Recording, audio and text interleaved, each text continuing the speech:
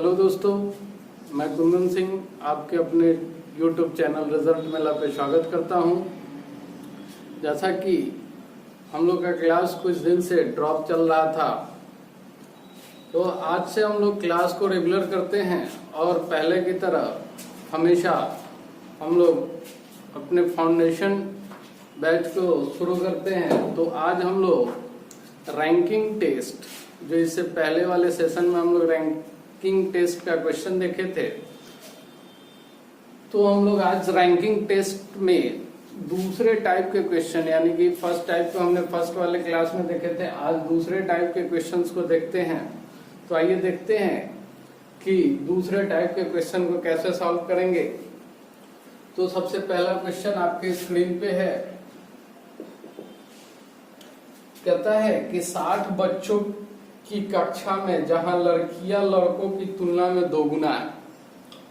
तो देखो, आपके पास कक्षा में कुल कितने बच्चे हैं?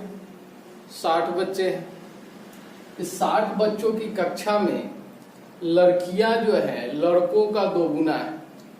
तो लड़कों को 20 मान ले, तो लड़कियां कितनी हो गई? 40 हो गई। कहता है कि कमल ऊपर से 17वें स्थान पे।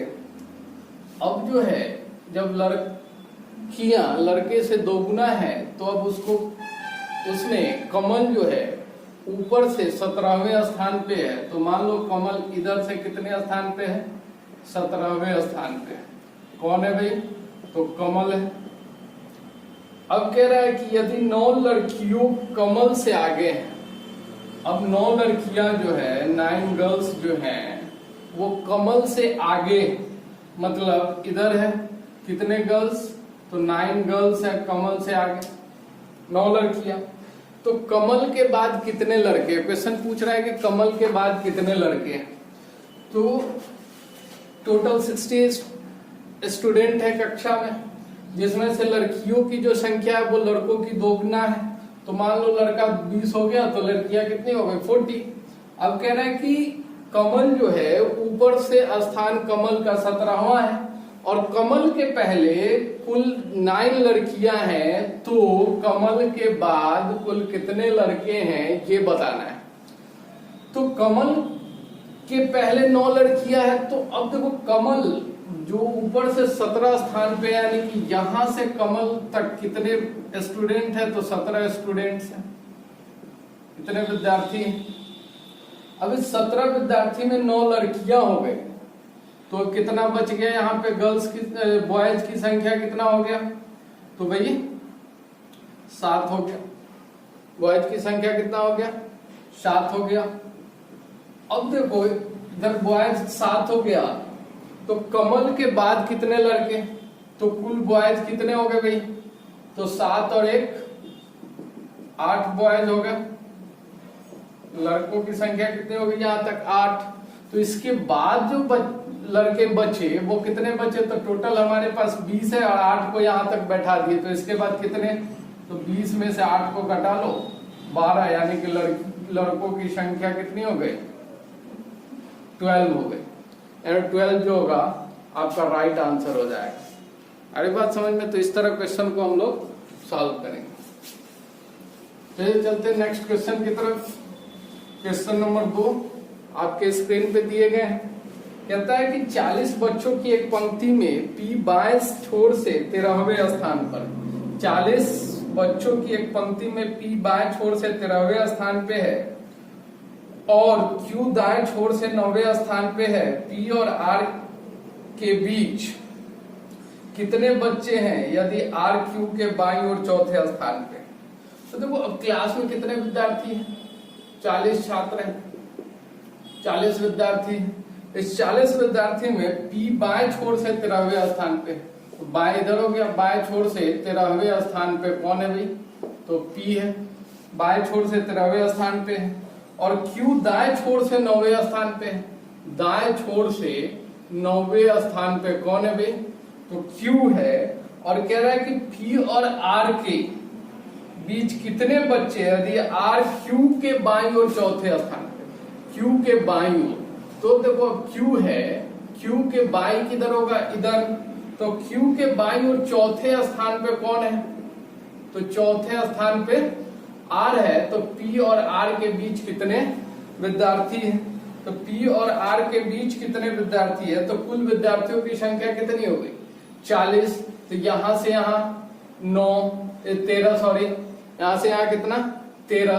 अब बच कितने गए यहां तक 27 बच गए, और इधर से 9, और इसके बाय 4 स्थान है 1 2 3 4, तो 9 4 कितना हो गया 13, यानी टोटल कितना हो गया 26।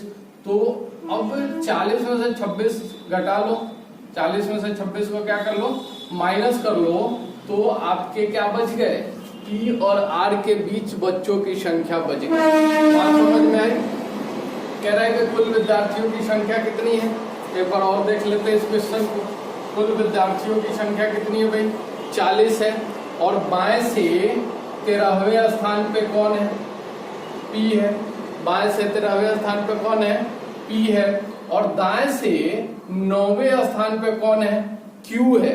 और Q के बाएं, तो मान लो Q है तो Q के बाएं इस साइड होगा, Q के बाएं 4 स्थान कौन है, चौथे स्थान पे Q के बाएं चौथे स्थान पे कौन है, तो R है। तो पूछ रहा है P और R के बीच कितने विद्यार्थी हैं, तो 13 ये 9 ये, और इस P और R तक Q और R तक 4 विद्यार्थी, यानी कि 9 4 13 26 हो गया, और 40 में से 26 को माइनस कर लो, तो यहाँ कितना आ गया 14, यानी कि 14 विद्यार्थी जो होगा आपका राइट आंसर, यानी ऑप्शन नंबर सी जो होगा आपका राइट आंसर हो जाएगा।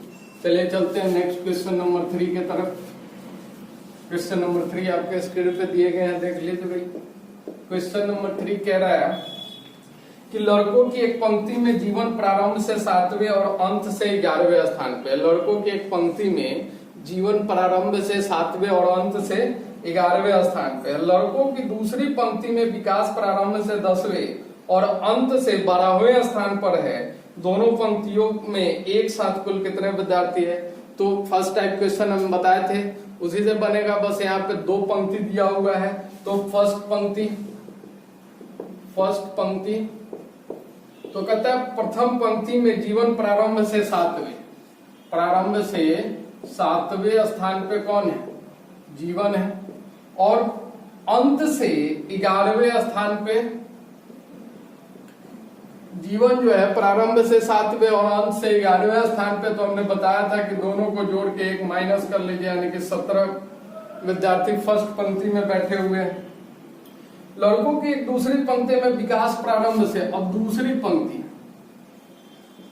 पंक्ति में विकास बाएं से 10वें, यानी प्रारंभ से 10वें स्थान पे कौन है विकास है, और अंत से 12वें स्थान पे विकास। प्रारंभ से 10वें और अंत से 12वें स्थान पे विकास है, तो फिर यहाँ पे दोनों को जोड़ेंगे, एक माइनस कर लेंगे, कितना 22 में से क्या 21, यानी 21 और 70। बोल रहा है कि दोनों पंक्ति में कुल कितने लड़के हैं, तो 21 इस पंक्ति में 17 इस पंक्ति में, ऐड कर दो कितना आएगा 38। तो 38 जो आएगा वो आपका राइट आंसर हो जाएगा, यानी ऑप्शन नंबर डी जो होगा आपका राइट आंसर होगा, इनमें से कोई नहीं, नन ऑफ दिस। ठीक है, आ रही बात समझ में। तो इस तरह से क्वेश्चन को सॉल्व करेंगे। चलिए अब चलते हैं हम लोग नेक्स्ट क्वेश्चन नंबर 4 की तरफ। क्वेश्चन नंबर 4 कह रहा है कि एक कतार में शिखर पीछे से 9वें स्थान पे है और उन आगे से 8वें स्थान पे। एक कतार में शिखर पीछे से 9वें स्थान पे और अरुण आगे से 8वें स्थान पे। निखिल दोनों के बीच खड़ा है, तो कतार में खड़े लड़कों की न्यूनतम संख्या क्या हो सकती है? आपका ऑप्शन 8, 10, 12 और 14 है। तो देखो कतार में जो है शिखर पीछे से 9वें स्थान पे और अरुण आगे से 8वें स्थान पे। तो देखो सबसे पहले हम लोग एक काम कर लेते हैं, यहाँ पे कुल कितने विद्यार्थी ले लें? 9 विद्यार्थी को पहले ले लेते हैं, क्योंकि न्यूनतम पूछ रहा है, तो 9 विद्यार्थी को ले लेते हैं। तो शिखर जो है वो पीछे से 9वें स्थान पे, यानी कि यहाँ पे कौन आ गया? शिखर आ गया। और आगे से 8वें स्थान पे कौन है? अरुण है, यानी कि इस प्लेस पे कौन आ गया? अरुण आ गया। अब कह रहा है निखिल दोनों के बीच खड़ा है, यानी शिखर और अरुण के बीच। तो शिखर और अरुण के बीच कितने विद्यार्थी बच गए? तो 6 विद्यार्थी। तो इसमें बीच का कोई आएगा क्या? नहीं आएगा, ये तो गलत हो गया। अब दूसरा काम हम इसमें कितने ले ले? 10 विद्यार्थी ले ले। तो पीछे से 9वें स्थान पे शिखर है, तो पीछे से 9वें स्थान पे, यानी कि यहाँ पे कौन आ जाएगा? शिखर आ जाएगा। यहाँ पे कौन आ जाएगा? शिखर आ जाएगा। और आगे से 8वें स्थान पे, यानी कि यहाँ पे कौन आ जाएगा? अरुण आ जाएगा। यहाँ पे कौन आ जाएगा? अरुण। अब कह रहे दोनों के बीच कितने विद्यार्थी बच गए? तो देखो 5 विद्यार्थी बच गए, और यहाँ पे क्या है? निखिल है। तो ये सेटिस्फाइड कर रहा है, यानी कि कह रहा है कि इस पंक्ति में न्यूनतम संख्या कितनी होगी? तो न्यूनतम संख्या जो होगी आपका 10 हो जाएगी। 10 जो होगा आपका राइट आंसर हो जाएगा, यानी ऑप्शन नंबर बी जो होगा आपका राइट आंसर हो जाएगा। ठीक है, आ रही बात समझ में? चलिए नेक्स्ट क्वेश्चन की तरफ चलते हैं। तो ये देखते हैं क्वेश्चन नंबर 5। क्वेश्चन नंबर 5 आपके स्क्रीन पे कहता है 5 मित्र सचिन, कमल, मोहन, अरुण और राम। 5 मित्र है, सचिन, कमल, मोहन, अरुण और राम। कहता है सचिन कमल से छोटा है। सचिन जो है वो कमल से छोटा है, कमल आ जाएगा ऊपर, सचिन नीचे। लेकिन राम से लंबा है। सचिन कमल से छोटा है, बट क्या है? राम से लंबा है, यानी सचिन के नीचे कौन आ गया? राम। कहता है मोहन सबसे लंबा है। सबसे लंबा कौन है? मोहन है, तो मोहन को सबसे ऊपर रखेंगे। कहता है अरुण कमल से थोड़ा छोटा है। कमल को अगर यहां लिखते हैं तो कहता है कि अरुण कमल से थोड़ा छोटा है। कमल से थोड़ा छोटा कौन है? अरुण है। लेकिन सचिन से थोड़ा लंबा है, यानी कि कमल और सचिन के बीच में कौन आएगा? अरुण आ जाएगा।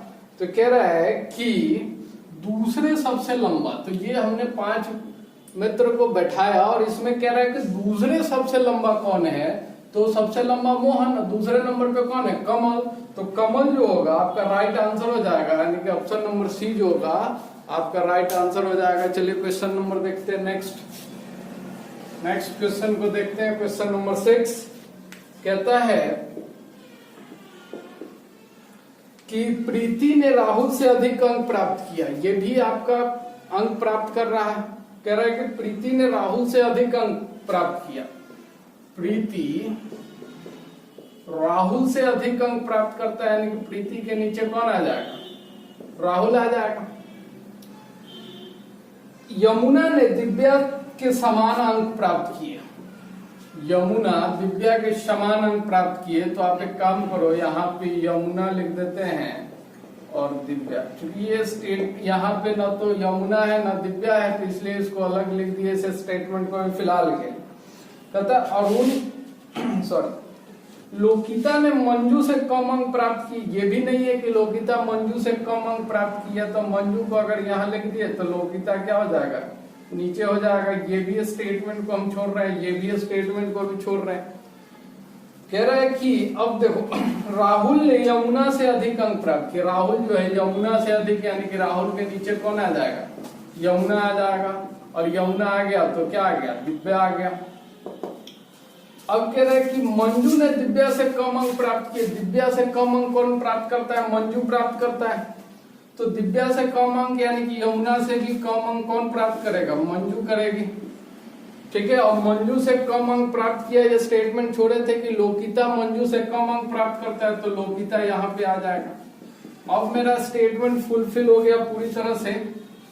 डायग्राम हमने बना लिया। तो अब कह रहा है कि किसने न्यूनतम अंक प्राप्त किए, मतलब सबसे कम अंक किसने प्राप्त किया? तो लोकिता होगा। लोकिता आपका राइट आंसर है, ऑप्शन नंबर सी। ठीक है दोस्तों, तो चलिए चलते हैं नेक्स्ट क्वेश्चन की तरफ।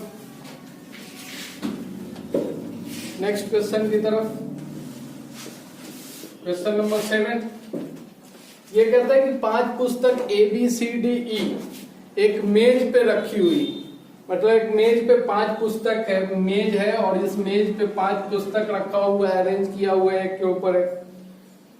कहते हैं ए को ई के नीचे, ई के नीचे किसको रखा जाता है, ए को रखा जाता है, सी को डी के ऊपर, सी को डी के ऊपर, अब ये इसमें मैच नहीं कर रहा इसलिए इसको अलग लिख दिए, बी को ए के नीचे तथा डी को ई के ऊपर, ए के नीचे किसको, बी को, तथा डी को ई के ऊपर रखा जाता है, यानी डी यहां पे आ जाएगा, ठीक है, रखा जाता है, तो डी यहां पे आ गया, डी के ऊपर सी है तो सी यहां पे आ गया आपका।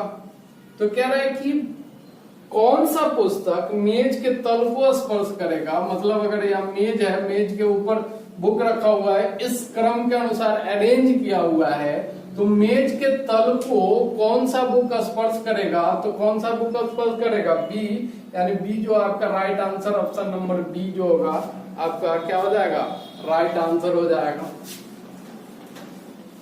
चलिए चलते हैं नेक्स्ट क्वेश्चन की तरफ। क्वेश्चन नंबर 8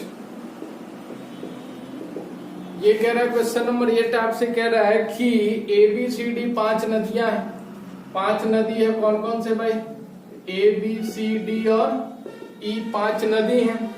तो कहता है ए बी से छोटी लेकिन ई से लंबी है, ए जो है बी से छोटी लेकिन ई से लंबी, यानी कि बी के नीचे ए और ए के नीचे कौन आ गया, ई आ गया।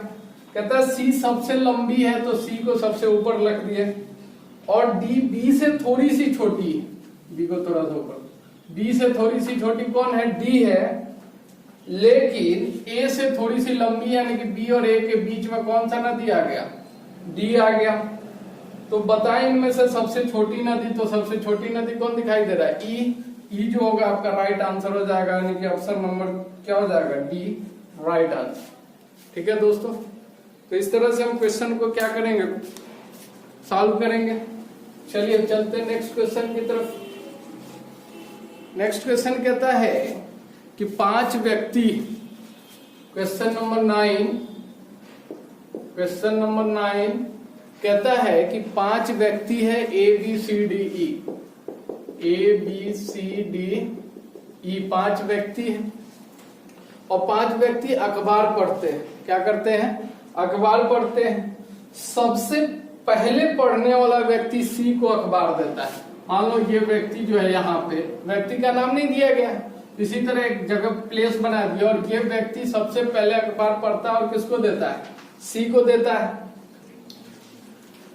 जिस व्यक्ति ने अंत में अखबार पढ़ा था उसने वह ए से लिया था। अब अंत में अखबार मान लो ये व्यक्ति पढ़ा था और ये किससे लिया था, ए से लिया था, यानी कि सबसे पहले ये पढ़ा सी को दिया। मतलब इस तरह से अखबार पढ़ा जा रहा है कि कोई व्यक्ति हम पहले पढ़ा, फिर दूसरे को दिया, दूसरे ने पढ़ लिया, तीसरे को दिया, तीसरे ने पढ़ लिया, चौथे को दिया, इस तरह से पढ़ रहा है। तो पहला व्यक्ति पढ़ा और सी को दिया, और अंतिम में जो पढ़ा था वो किससे लिया था, ए से लिया था, यानी कि 4 हो गए, 5 व्यक्ति, यानी कि एक व्यक्ति यहाँ पे आएगा। अब कह रहा है कि ई अखबार पढ़ने वाला पहला या अंतिम व्यक्ति नहीं था। व्यक्ति ई जो है, ई जो आदमी है, मैन है, वो अखबार पढ़ने वाला ना तो पहला था ना ही अंतिम था। मतलब ई कहाँ पे अखबार पढ़ा, तीसरे नंबर पे पढ़ा। कह रहा है कि बी और ए के बीच 2 पाठक है, तो ये यहाँ पे है, बी कहाँ होगा, तो बी को यहाँ रख देंगे, तो बी और ए के बीच कितने पाठक हो जाएंगे, 2 पाठक हो जाएंगे। तो उस व्यक्ति को ज्ञात कीजिए जिन्होंने सबसे अंत में अखबार पढ़ा था। तो सबसे अंत में, अब देखो ए बी आ गया, बी सी ई आ गया, कौन नहीं है, डी नहीं है, तो डी जो होगा वह व्यक्ति होगा जो सबसे अंत में अखबार पढ़ा था। तो डी जो होगा आपका राइट आंसर हो जाएगा, यानी ऑप्शन नंबर सी आपका राइट आंसर। ठीक है, चलिए देखते हैं क्वेश्चन नेक्स्ट।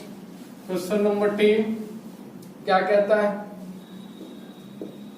क्वेश्चन नंबर 10 कहता है कि 6 छात्र के समूह में, 6 छात्र हैं, कितना छात्र है, 6 छात्र है, 6 छात्र के समूह में नितिन महेश से भारी, वेट की बात कर रहा है, तो नितिन महेश से भारी है, तो नितिन को रख दिया, नितिन भारी है किससे, महेश से, तो महेश यहाँ पे आ गया। नितिन महेश से भारी है परंतु नंदू से हल्का है, परंतु क्या है, नंदू से हल्का है।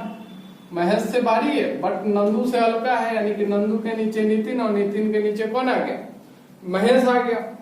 कहता है केतन का भार महेश से कम है। महेश से कम किसका भार है, केतन का भार क्या है, महेश से कम है,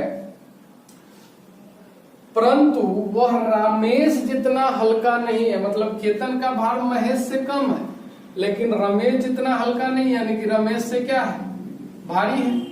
रमेश जितना हल्का नहीं मतलब केतन रमेश से क्या है, भारी है। कह रहे अगर नंदू अमित से हल्का है, अमित कहाँ जाएगा, चूंकि नंदू है, नंदू के ऊपर अमित, चूंकि अमित से हल्का कौन है, नंदू है, तो सबसे कम भार किसका है, तो सबसे कम भार देख लो भाई, इसमें कौन है, रमेश है। रमेश यानी ऑप्शन नंबर सी जो होगा आपका राइट आंसर हो जाएगा।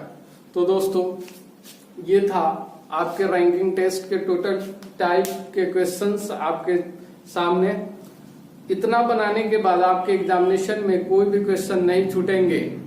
तो आज के लिए इतना ही।